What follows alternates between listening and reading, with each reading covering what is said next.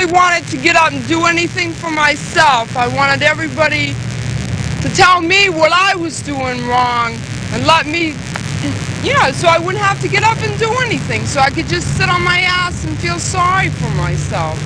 Because I didn't care. I didn't care about anybody else, and I didn't care about anything. And it was all a joke to me. I didn't take anything serious. Barry, stand up. Why do you like to have everybody tell you what to do and have everybody make your decisions for you? You're not an invalid, right? We're not going to lead you through getting straight. You're going to get straight by yourself, on your own. You're going to put forth some effort. So why do you like to have everybody pat you on the back and tell you that you're doing so good and make all your decisions for you? Why do you do these? Why do you play this game? Start working towards becoming a man. Make some of your own decisions. And the first one you got to make is that you want to get straight. Hey, it's life or death, Barry. It's not, well, yes, maybe, or no, or if, in, or but. It's I want to get straight or I don't. Hey, this is your life. It's not just little Mickey Mouse games anymore. If you don't make it here, where do you think you are going to make it? Or do you think you will? You think you'll make it if you go back out there? No. Why? You don't know? Who knows why I wouldn't make it if he went back out there?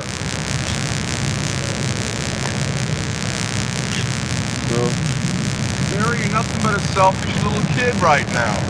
You haven't started growing up. You haven't done the first thing to help yourself. You sit in the group all day, make jokes, you laugh, stick your head down between your legs. Hey, when are you going to start growing up? You're a little kid. You're a weak little boy. Hey, it's about time you stop being a little boy. Start growing up. You can do it right now. You can start right now. Are you going to stick a spike in your arm and forget all about it? Huh? Are you going to go to the highest building and jump off it? Huh, Barry? Because you're too weak, you can't do things on your own? You can't do the right decisions on your own? What's going to happen, Barry? What's really going to happen to you if you don't change? What's going to happen if you're still going to be the weak little boy? Nobody cares a shit about you. The big guys you try and play up to, you try and come here for. The big girls you try and play games for. Hey man, they don't like you worth shit. They step all over you the first chance they got. Anything it'll take. Your emotions, everything. When you haven't got nothing left, then where do you go, Barry? Then where do you go? Sandy. Barry, you're exactly like me when I came in here. I had jail hanging over my head. I didn't have anything out there, yet I tried to make everything out there so cool and so neat. And I tried to make concerts cool, and I tried to make traveling cool. But nothing's out there for you, Barry. What do you really have out there that's so cool and so great? How are you ever going to make it out there? You can't even stand up on your own 2 feet and do anything. What do you have? You have jail. That's what you have. So what are you sitting around here like a little baby doing nothing? You're as selfish as I was when I came in here. You know that? And you're just as much a baby. Jerry. How far do you think you're going to make it in life, Barry? Constantly thinking of yourself as a cripple. Thinking of yourself as you're never going to do anything. You can't accomplish anything. With such a negative attitude. How far do you think you're going to make it? Or what are you going to make out of yourself? What are you going to be the rest of your life, Barry? A sissy? Are you afraid you're going to make something with yourself? Are you afraid of the good life? Are you afraid of doing everything right for a change? Are you afraid of going to college and making something out of yourself instead of serving all that time you've got hanging over your head? Hey man, look at what you've got here. Look what everybody else here has. Look what I'm gonna be. Because I got up off my ass and did something.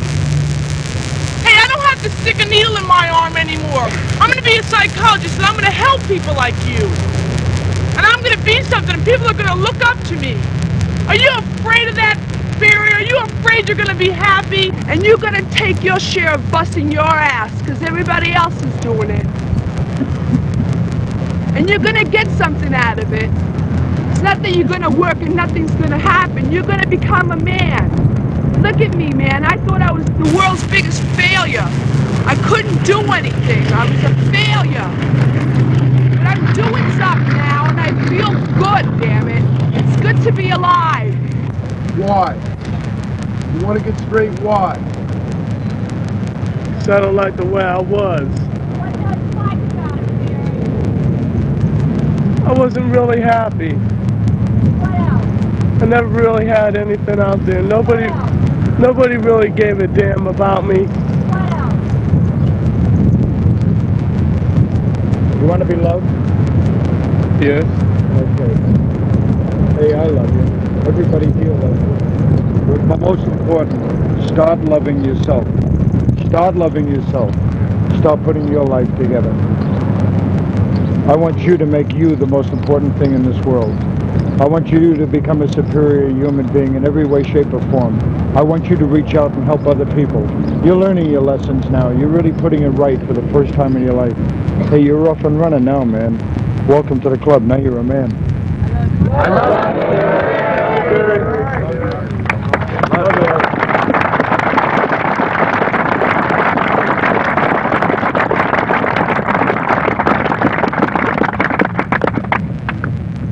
Anybody else got anything to say? Okay. Yeah, Mike. I was going to say that once you start getting up off your ass and you start doing something that's positive for a change, you start feeling good inside, and the next time it becomes easier and easier to do the right thing. It's like when you're out doing dope. It's the first time it scares you, but the next time it's a little easier.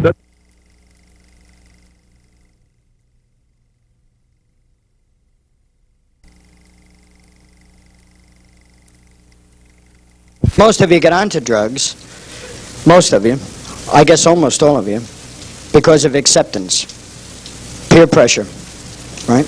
Because you wanted to imitate the older kids, right? You wanted to be accepted by them. What do they say to a chick, for instance, when they want to turn a chick on, right? Yeah. So even if you've never turned on before, then chances are, if something is offered, you'd say sure, right? And jump in. Yeah, stand up for a minute. Guys turn chicks on.